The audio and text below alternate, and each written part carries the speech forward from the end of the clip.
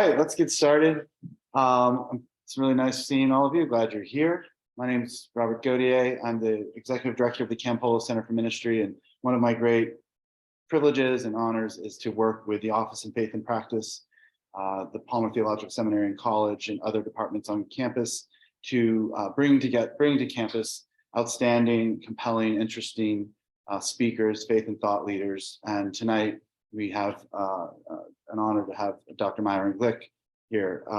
He's joining us from Buffalo, where he is the founder and chief medical officer of Jericho Road Community Health Center, which is a health provider to minorities, to disenfranchised, to marginalized people in the Buffalo city.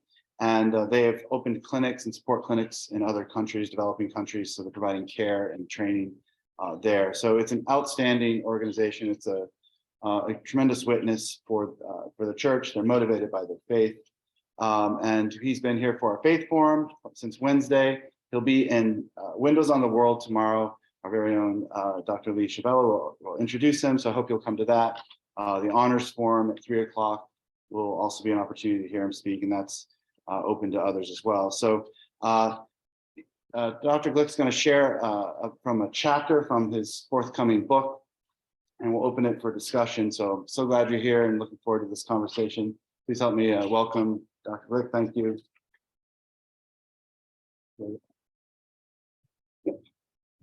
So it's not a big crowd, so I hope that you guys ask questions and that we sort of have a conversation more than me lecturing.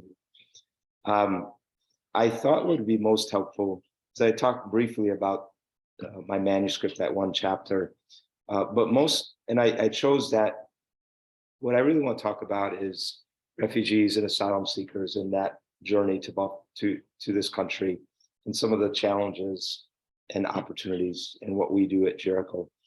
But I thought I would start by talking a little bit about the humanity of the folks that actually make that journey. And because I think too often people who are uninformed think that folks somehow they want to make more money, whatever, and they just up and leave for no real good reason. But the reality is very far from that people would not leave their homes and their countries and everything they know, including their parents and extended family, to make what often is a very dangerous journey just for economic gain. And so I thought to just talk a little bit about the humanity of the people. Of the refugee. I distributed that chapter from my manuscript.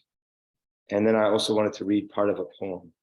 And then I thought we would talk a little bit about definitions, a little bit about what we do at Jericho, and then some of the challenges and opportunities that we see when it comes to working with refugees. Does that sound like a plan? All right. I'm assuming that you guys probably didn't read the chapter, but Robert is going to email it to you guys if you want it afterwards. This chapter, it's called The Long Way Home, and it is about asylum seekers, and we'll talk about that a little bit more. But this young man left his home in Eritrea when he was 16. The reason he left, and actually Eritrea is a small country. Anyone know where it's at? Partnering with Somalia and Ethiopia. And anyone know what language they speak?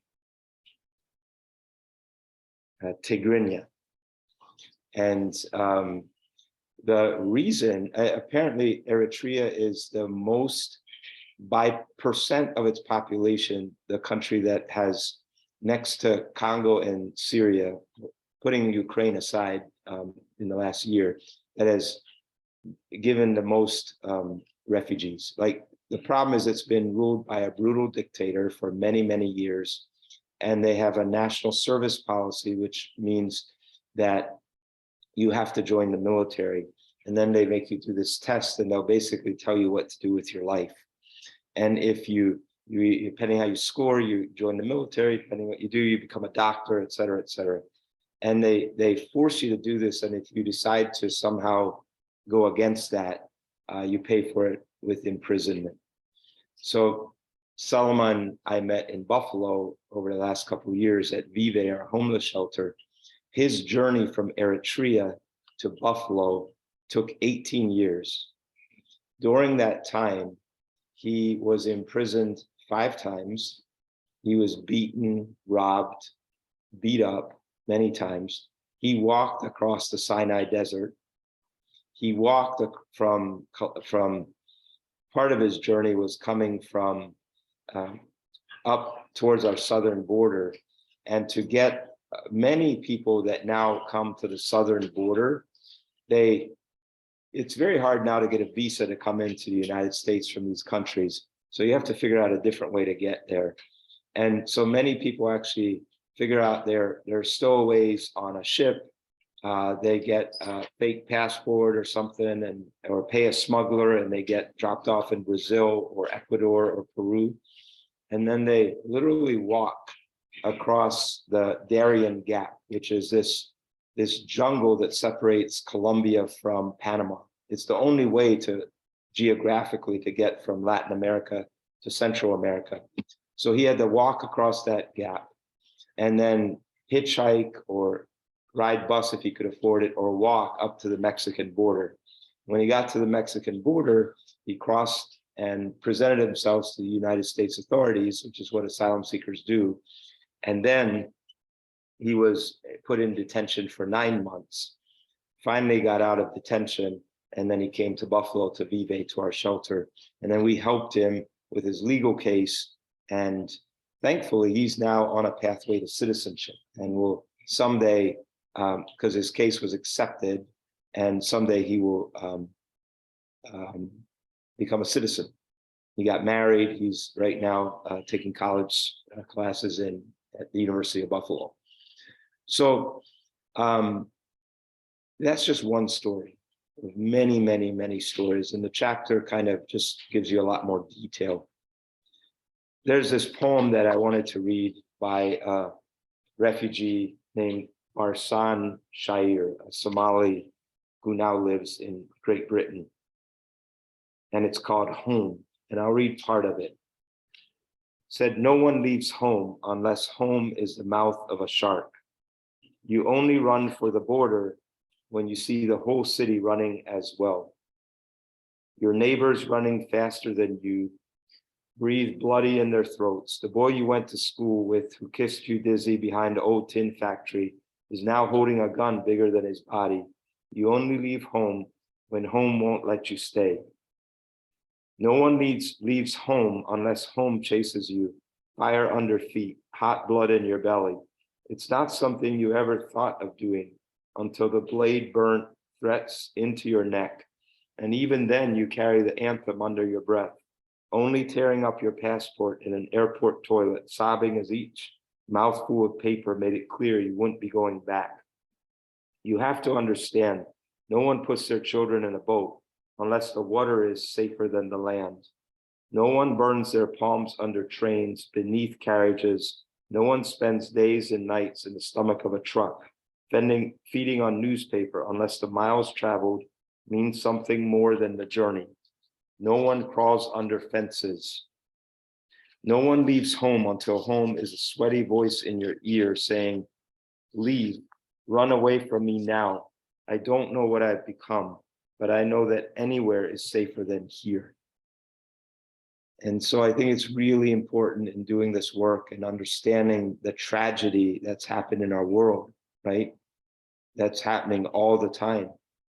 Conflict after conflict after conflict. Obviously, what's happening in Ukraine, what's happening in the Congo, which we don't really talk about, what's happening in Syria still, and other places that keeps making homes so unsafe that people embark on these journeys for which they really don't know for sure that they'll ever find a safe place. So I wanted to start with that, to really impress on you that the humanity of the people that we see at Jericho. We don't have time to go on a long journey about this, but I really believe that what it means to follow Jesus is to love your neighbor. And that the story of the Good Samaritan, Jesus, as he told the story, he turned that notion that we have of our neighbor being someone who's like us, speaks the same language, or lives next door to us, but rather our neighbor is anyone that we meet along life's journey that has need. And our challenge as followers of Jesus is to figure out a way to meet that need. Our challenge isn't to fix the immigration policy of Western Europe or of the United States or Canada, although we could try if they ask us. Our challenge is to take care of the people that Jesus loved, that God created. So let me just start with three definitions. A refugee is a person who flees his home country, is given status as a refugee by the UNHCR, and then is resettled in the United States on a pathway to citizenship. Status is assured upon arrival. So these are folks that come to the United States, usually with a couple suitcases and a large family, and they're assigned without really being no choice to show up in Buffalo or in Indianapolis or Lancaster City or wherever, cities across the country. And then there are organizations, refugee resettlement organizations, that use federal funds to help them find their first apartment, their first job, get them in to see a doctor, and then we take care of their healthcare needs. In 2022, there were 25,000 refugees resettled in the United States under this pathway. This is a marked decrease from years before. Prior to 2016, I think actually 2016, there were 110,000 resettled. But then the new president was very anti-immigration, anti-refugee, and they dropped the numbers very low. There was 1 year, I think, where only about 9,000 people were resettled. For the first time in 26 years, I had Monday evenings when I do refugee clinic, where we do the initial assessments before we just put them into our regular practice, where I didn't have any refugees to see. But even with the new administration, they are really dragging their feet with bringing new refugees in. And so, like I said, last year, only 25,000. And we have to remember that across the world, there are probably 50 or 60 million displaced people right now. Some of the countries that house the most refugees would be places like Lebanon or Jordan or Poland now. Asylum seekers is a person who also flees their home country, enters the USA, but then they seek the right to pathway to citizenship. They don't come in with papers. They don't come in assured of anything. It's a big risk because they may not get their wish granted to be in front of a judge, and their case may not be heard, and then they would be deported.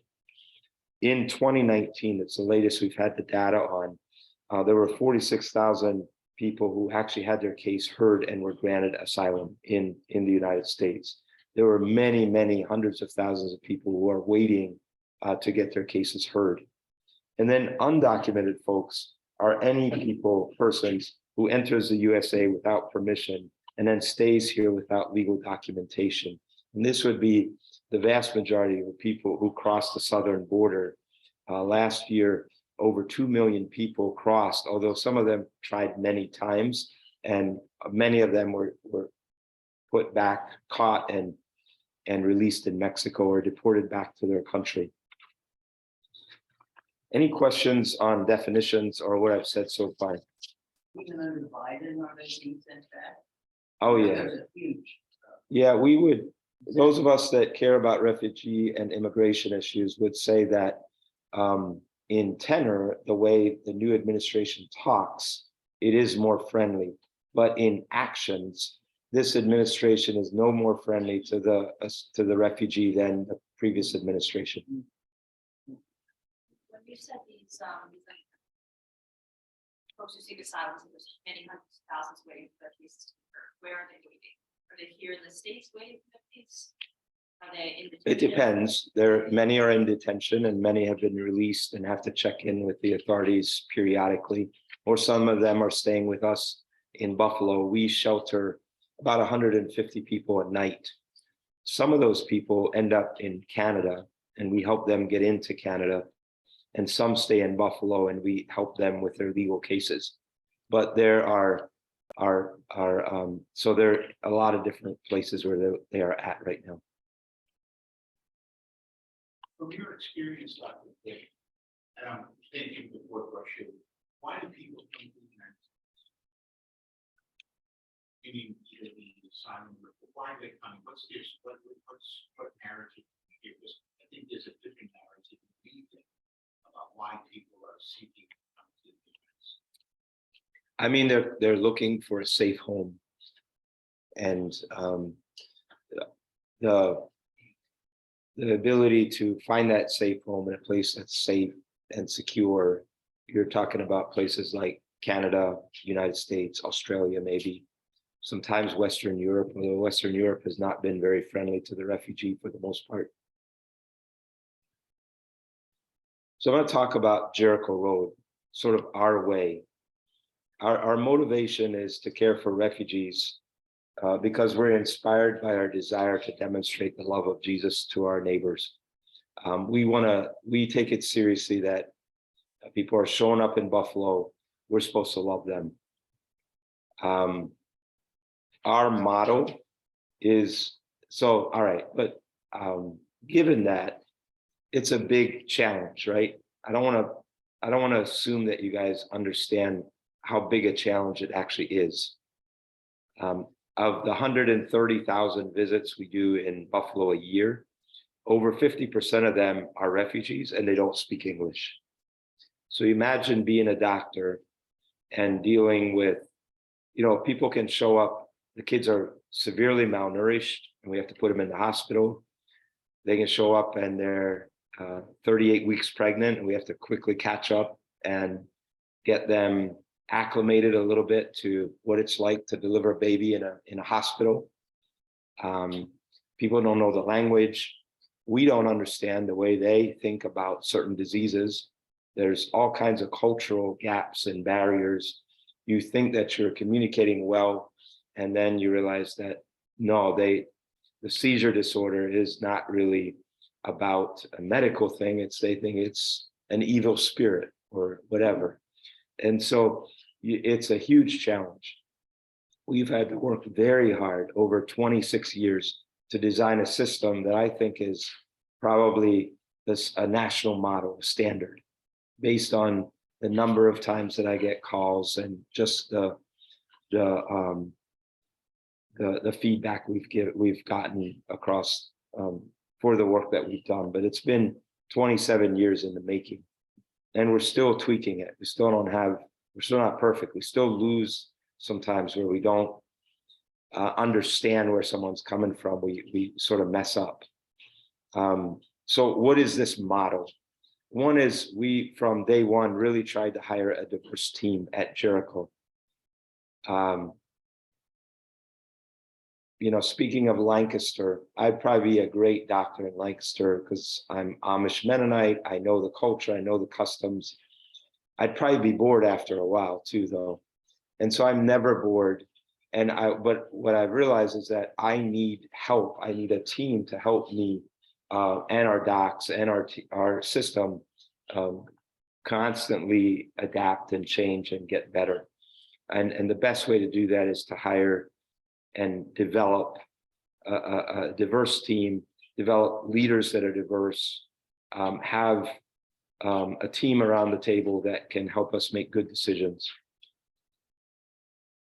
It's interesting, this is an aside, but just to make that point, after George Floyd was murdered by the police in Minneapolis, the next morning I went to the office early at one of our main sites in Buffalo, and there was graffiti spread across the front of our building in big letters that said Black Lives Matter.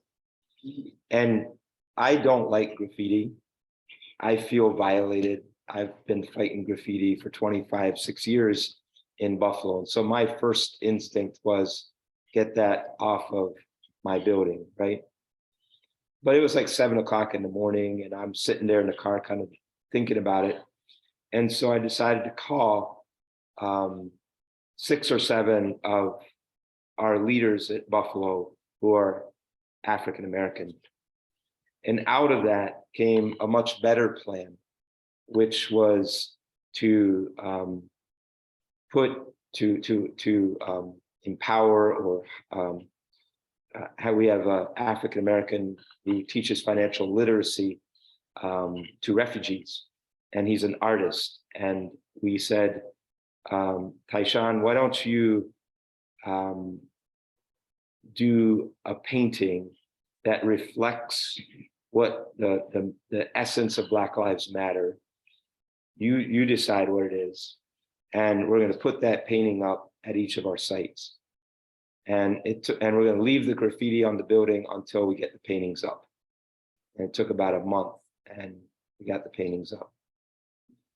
I would have never came to that decision on my own. So it's just an aside in terms of why hiring a diverse team and mentoring and building a diverse organization is incredibly important for us at Jericho, for sure. We've trained interpreters from the communities we serve to translate the language and the culture. We don't like the language line. We sometimes have to use it, but it's rare. It's no fun delivering a baby when all you have is a person on the phone and the connection is bad and they're trying to, you're trying to deliver the baby. It's so much better to have a live person from that community who's been trained as a doula and understands the culture and the language. And so that quality runs through our program. It's a big cost. We pay 40 or 50 people. Of our budget, we pay $1 million towards translation costs. It's a huge commitment, but it has helped us tremendously because and I didn't recognize it at the beginning, but one, not only language capability, but culture. And but most important, it's helped us dig deep roots in the community. So people trust us. And it's created this pipeline of people from the different communities that insist on coming to Jericho Road for care. And so we never lack patience. We may spend $1 million on translation, but we spend $0 on marketing, which is good. We really try to provide quality healthcare. I mean, quality is important to me. It's important to our system. We want, whether you're President Obama or the Somali refugee who just came off the plane, we want you to be able to get excellent care at Jericho Road. It's not a different standard. And then we do our best to address the social determinants of health. Refugees that come in often are poor. They're in bad housing. They're going to be in tough schools. They don't know English. Their exposure to the criminal justice system is crazy because they can't speak English. And when the police come, the police aren't always very nice. And one of the things that we're proud of is that we advocated very forcefully, and eventually it became a law in Buffalo that the police have to have language line access every time they are called out to a place where English isn't spoken. And so that's been a really good thing that we were able to help advocate for. We provide at Jericho primary health care, dental care. We have 2 pharmacies. We provide behavioral health and physical therapy. And we do community programs that address the social determinants of health. One of the ones I'm most proud of is called the Priscilla Project. And what it does is it connects, it does a number of different things. We have trained doulas from the different communities to accompany them to the labor. We do home visits before the baby's born. We come up with birth plans, which is pretty interesting, right? Because people have different expectations and they want different things out of their birthing experience, and stuff that I wouldn't have thought about, like we want to take the placenta home because we want to bury it, because that's something that we do in our background. And we had to work hard. At first, I would just kind of slide it to them. But now at Children's Hospital, there's actually a form that we have to get consent to have them to sign and take their placentas home. And other thing that the Priscilla Project does is it connects volunteers from the greater Buffalo community, especially churches, moms who, or medical students or others who volunteer to walk alongside the refugee mom who's pregnant, or the African-American mom who's pregnant, or whoever, and be a mentor through that journey, and then stay engaged after the baby comes. And we've seen many people have develop real relationships with families that have lasted long beyond that one pregnancy. I remember a baby that was, a mom came in pregnant at 27 weeks and went into labor. And when we did the surgery, there was a complication, so we had to do a C-section. We realized that we got the baby out safely, but she had this large tumor and it was malignant, and she ended up dying about 6 months later. But the mentor who had followed her, it's a young Burmese couple, their first baby, the mentor who followed this young woman and her husband stayed with her, and still years later comes in with the husband to bring him, the boy, to the appointments. This boy ended up having autism, had all kinds of needs. And this support system that started out of the Priscilla Project with volunteers is still supporting this family, 5 years later. So that's pretty cool. At Vive, that's the homeless shelter that we run. It's for asylum seekers. We actually have a 28,000 square foot building that we turned, or that is housing 150 people at night. And and there are asylum seekers. We provide shelter, food, healthcare, legal aid, spiritual care, behavioral health care, and social support to these folks. We help them either get to Canada safely or establish asylum here in Buffalo. Our impact across our system in Buffalo, we see over 130,000 visits a year. We delivered 451 babies last year. Many of them were refugees, probably about 70%. And last year, our shelter helped over 3,000 people, asylum seekers who were passing through Buffalo.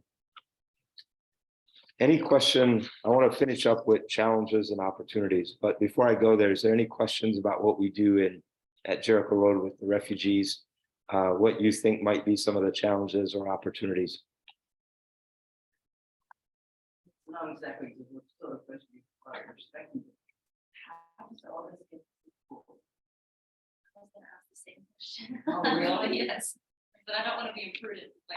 Obviously, we trust that God provides, but Yeah. there are practical ways, and I'm wondering what some of those practical ways. Yeah. Well, so part of it is that we are a federally qualified community health center now, one of 1,300 across the country, for which the federal government invests extra resources to help us cover the costs of a more holistic system to take care of underserved people. So that's part of it. We see lots of patients. Our doctors work hard. You're not going to get rich at Jericho Road. You're going to go to Hershey Medical School and become a fancy doctor someday, and you have to make choices, right? About what residency, about where you decide to work, about what's important. And the folks that work at Jericho, I don't think we figure that money is the most important thing. Money is important to be able to pay your bills, and there's a certain amount of money that provides happiness. But beyond that, there's so many other things that bring meaning in life. And so that's part of it. And then part of it is that, especially for Vive, the homeless shelter, we have probably hundreds of donors across the country and maybe the world that support Vive. The New Yorker article that you were referring to a couple of years ago that was entitled "The New Underground Railroad," that generated a lot of support, people that we still count as donors. It's interesting, people who decide to support the work. A lot of them are not faith-centered at all, but they believe strongly about the way we treat people is important, and refugees and asylum seekers. And so there's definitely people in this country who think strongly about that. I had a situation a couple years ago. Well, so just examples. We had a couple in Buffalo who met with me, and they decided to sell their farm in North Carolina. They were inherited it. They didn't live there. They lived in Buffalo. And they said, we want the proceeds to go to build a new home for Vive. And they sold it for $450,000. We had a person who I didn't really know was giving money every month, like $100 a month. And when she died now, $450,000 has come to Vive to help us. We're building a new space because the space we're in now is just so beat up. So God provides lots and lots of people. With regards to our global work, that's the other part that we really fundraise for.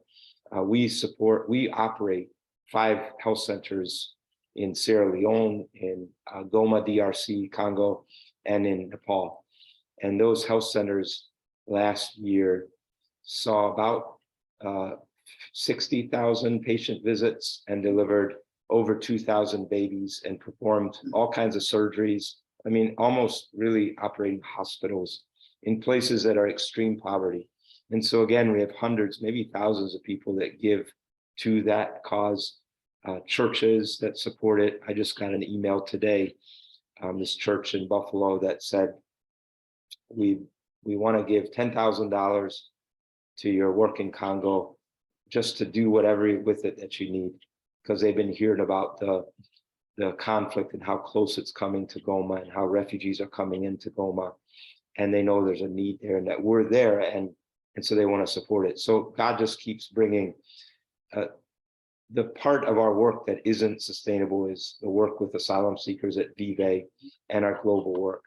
I tell people I sometimes feel like, there's a story in the Bible about Elijah, and there's a widow, and there's this famine, and the widow housed Elijah during the famine, and she said, well, I don't have anything, right? And he said, well, bring what you have. And what she had was a jar of oil. And he said, well, you have something. And so during that famine, every time she poured out from the jar, it just kept coming, right? It never went empty. That's a lot of times what I feel with our global work, especially, and the work at Vive, that God is faithful and God brings the resources that we need. Sorry, that was a long answer to that question, but it's a matter of faith, really. And I do believe that money follows ideas that are good, and money follows, ultimately, eventually will follow God's people choosing to do the right thing. And I believe that God's heart from Genesis to Revelations is best expressed through his love for the widow, the refugee, the poor, and the marginalized people. And so if you want to be in the center, what does sorry, I'm going off now, but what does Matthew 25 say? What does Luke 10, the Good Samaritan story, say? If you want to be in the center of where I believe God wants you to be, take care of the people who have the least. And not just do it as an act of charity, but work hard to change the systems that keep oppressing people. That we have so many places across the world where there's oppression that then causes refugees to flee. And in this country, we have so many challenges that cause poverty and racial health inequity to continue to flourish. So we have to do both. We have to do acts of charity, but we also have to be serious about changing our systems. Any questions?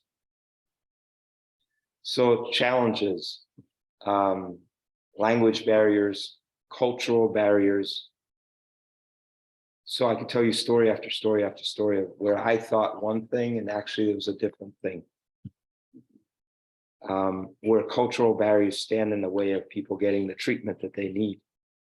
So you have to be very humble and just build relationships, and over time create a system where you can get people to make the right decision with regards to their health. I mean, an example is we deliver lots of babies, and sometimes a woman, say from Somalia or some other place, they just aren't going to do what we as docs think is the right thing. Like, we got to get this baby out because the heart rate's dropping. We got to do a C-section now. And they're like looking at me like, you know, it's up to God. So then I have to rely on a relationship that I have with the Somali community and try to do my best. And sometimes just being Dr. Glick is enough. Sometimes that doesn't work. And I have to say, well, where's your husband? Can you get your husband in like right away? Can I call him? Sometimes that's not good enough. I have to say, I'm going to call Zara, who's one of our interpreters. She's going to come right in and talk to you. Sometimes that's not enough. They'll say, well, you got to call my mom in Somalia and talk to her. And sometimes you have these three-way calls, and all the while you're looking at the monitor, the baby's heart rate is dropping, and your OB colleagues are cussing under their breath at Dr. Glick and his patients. And eventually they get the baby out, right? But it takes time. It's a journey. A lot of the refugees come to us, which isn't surprising, with incredible trauma. They've been exposed to crazy stuff.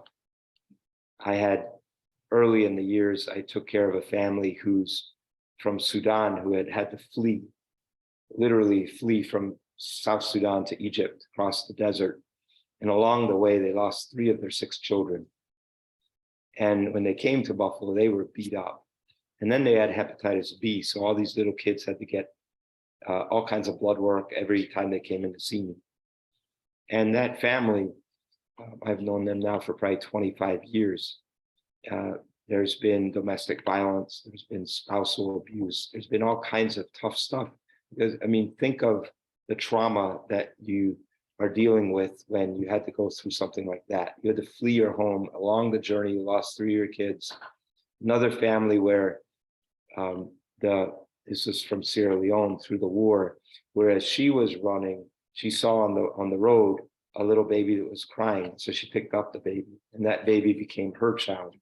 But I've watched that child grow and seen the way the trauma of that experience has affected her life. We've had asylum seekers coming up through the southern border that go to Vive. One family in the last year, as they were crossing a river, again, a lot of these folks walk, or when they cross the different rivers along the way, they cross in boats that are not very stable. And on this journey, it wasn't the Rio Grande, I think it was between Guatemala and Honduras. On this journey across the river, the boat capsized and 3 of their 4 children drowned. And so they came up to us probably within 6 months of that. Another family who's along the way, she was pregnant with her first child, and she was accosted as they were walking through the Darien Gap and was raped, as her husband was forced to watch her. And she ended up miscarrying with the baby. And when she got to Buffalo, within the next year, she got pregnant and and then I was at that delivery to sort of help them deliver that first baby. So the trauma is very real. It has long-term consequences. And so we have to try to design a very trauma-informed system. You have to treat people well. Can't take it personally when people get angry or upset. You have to look behind the curtain to realize that they're not angry at you, that it's stuff that's happened long time ago that made them not trust maybe a doctor, and now they're taking it out on you, but it's not about that situation. The best way is not to get angry yourself, but to de-escalate. And that's sort of an example of trauma-informed care. People face poverty when they come, and they face discrimination. our country has this very complicated history of immigration. Unless you're Native American, you came from somewhere. Some of you came on slave boats. Some of you came, fleeing persecution of your Mennonite forefathers in some other country, Germany. But we all came from somewhere else. And as every wave has come, there's been discrimination against the newcomers. And right now it's discrimination against the newcomers that happen to come from countries that are not European, that are not white. And that discrimination raises its ugly head even in Buffalo. And so it's a challenge. It's a challenge for a challenge for the people that face that discrimination, but it's also a challenge for us who provide the care. We've had threats. I've gotten letters that say, Dr. Glick, we're going to burn your place down, right? You get calls, you worry about some person just walking in and starting shooting. There's things you worry about because every time, and this, you may appreciate this. First of all, being famous doesn't really do much for you. You get an article written about your good work. You still have to wake up the next morning and go to work and see patients. It's not that big of a high. The other thing is, when you get something written about you in the paper, please don't go to the comments section if it's anything to do with refugees, because you're guaranteed that there'll be 50 people who will be writing, who's this Dr. Glick, or what's this about Jericho Road, or why are these people here? If there's anything about social media and the former president's administration, it's allowed the hate to just be seen more openly. And there's a lot of hate in Buffalo towards the refugee. There's a lot of hate in Philadelphia, I'm sure. There's a lot of hate across the country. There's a lot of people that love too. So it's a fight, it's a balance. But it's a challenge. There are opportunities when you decide to take care of the refugee, or you decide to turn Eastern into a college that is inviting to the refugee. Lots of these kids want to go to college. There's an opportunity to love your neighbor. Jericho Road, we're better. There's no question that we're better because we made the decision many years ago to welcome the refugee. Personally, my life is richer and more interesting because of it. I'm never bored. And for me, it's kind of full circle because I went into medicine thinking I was going to be a medical missionary doctor in another country. And instead, what happened, and I gave up that dream because in medical school, I realized the poor are treated badly here. I'm going to stay in Buffalo. I'm going to do this. And then within a year or two, the world decided to come to Buffalo. That's been a very meaningful experience for me. It's fueled our growth as an organization. Dramatic. We grow by the board. Your dad loves to be tough on us because on the one hand, he wants us to grow. But on the other hand, he said, you're growing like 20% a year. Like, how is that sustainable? And every year we keep growing. And he keeps asking the same thing, like, how is that sustainable? But then on the other hand, he says, I want you guys to keep growing. So we're going to open a health center in Rochester. And same thing originally, like, why, Myron, would you think about going to Rochester? Well, there are refugees in Rochester, and there's also people that need healthcare there. And the last time her dad is on the board at Jericho Road, so I'm picking on you and him. The last time we had a conversation about this, he had long forgotten his original opposition to it. And he was telling me, we need to have multiple sites in Rochester and corner the market on healthcare in Rochester. And it's helped us, the refugees, welcoming them have helped us become a more diverse and culturally competent organization.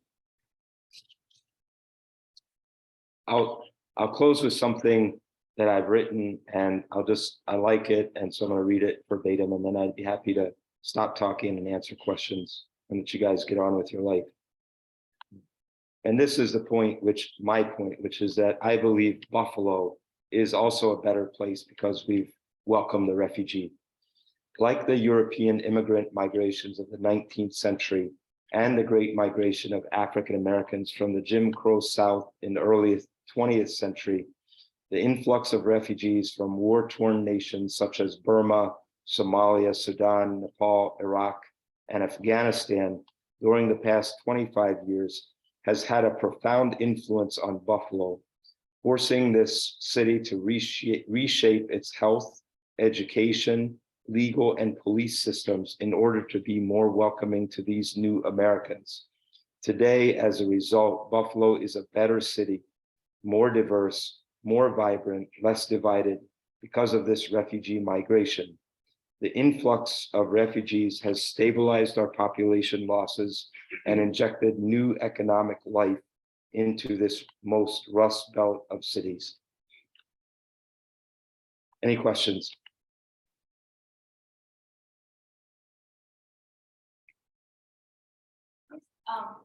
This time last year, I was studying abroad in Jordan. I was fortunate to shadow a mission a couple times in a small clinic. I remember sort of refugees from Mexico. And I guess I'm wondering, I guess Jordan is a bit more authoritarian than the US, but the clinic was really kind of, their hands were really tied by the federal government of Jordan and what they could do. And if somebody came in with no papers in their passport, they weren't allowed to see them. And most refugees, they don't have any kind of documentation. So I'm wondering, do you encounter challenges like that? If you're a federal clinic, how involved is the government in that? I mean, there's a saying that I've taken to heart over 26 years, is it's better to ask forgiveness than permission. So, I mean, we've never gotten in trouble, at least on the medical side. I mean, Vive is been around for a long time, but we actually have a pretty good relationship with the US Border Patrol, and they actually sometimes drop people off at our site. So we were worried during the former administration that we might be targeted in some way for some sort of action, but that never happened. And so we don't have to, we can see whoever comes in, they don't have to have documentation. Many of them don't have documentation. Now there are a lot of people in the shadows that just sort of live out there and don't show up unless they have to. So I don't know if we do a good enough job of actually trying to go after those folks, but when they show up at our place, and obviously Vive has an international reputation, so people sometimes will leave home in a place like Syria or Eritrea with Vive as their goal. They might get there a couple of years later. But yeah, I mean, there's lots of people in the shadows who are undocumented across this country who struggle to get healthcare because they're afraid to show up. They're afraid if they show up that somehow the authorities will find out and they'll get deported. That's a real deal, a real factor. We don't ask for those papers and we don't turn people in, but there may be some people that don't realize we would do that, and so maybe they still stay away.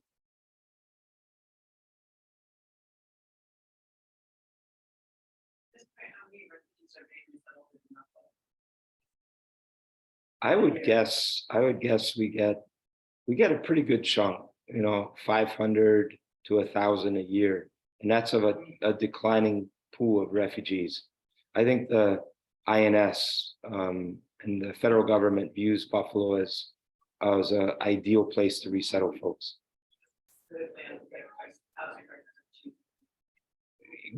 And Medicaid is pretty strong in New York State.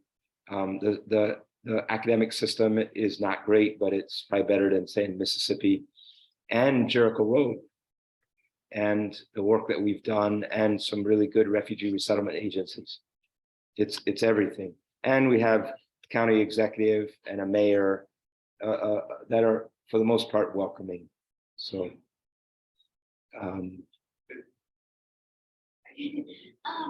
So you see people, do you connect people like Japan, religion,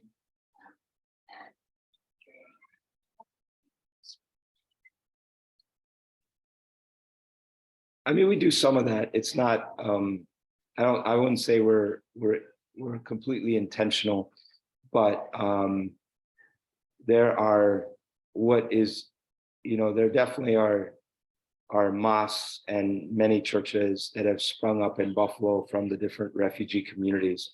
For example, from the Eastern Congolese that have poured into Buffalo over the years, I know of at least 10 different Congolese churches. And some of those folks work at Jericho and people hear about it that way. We have a spiritual care team, but we don't,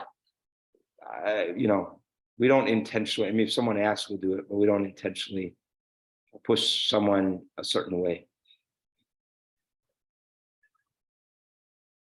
You're talking about the folks that their job is like language to be translators. Are they, a lot of them, they refugees themselves or asylum seekers themselves? Who live in Yeah, Buffalo? they're all coming from those places. So last year we got this influx of Afghan refugees all at one time, like 500 to 700 people that poured into Buffalo, and they all came to Jericho for care. We quickly identified 2 or 3 people to hire from that community. One was a trauma surgeon in Afghanistan and spoke great English. And I was just, for a while, thankful to have a job. You see refugees who are highly skilled, highly educated, and you see refugees who've never slept on a mattress before. It's all, and it can be like from Afghanistan, for instance, the people who come from Kabul, the city, tend to be highly educated. People who come from the rural areas are not educated at all, and you really struggle. So there's a lot of variety in the folks that we see.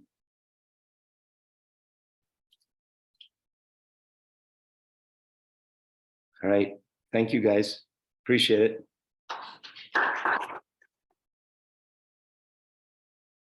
The article is great, and if you want it, you can email OFP@Eastern. Yes, you do that. Email just OFP, always I think the practice, what D, send you the copy. Please do that. We'll write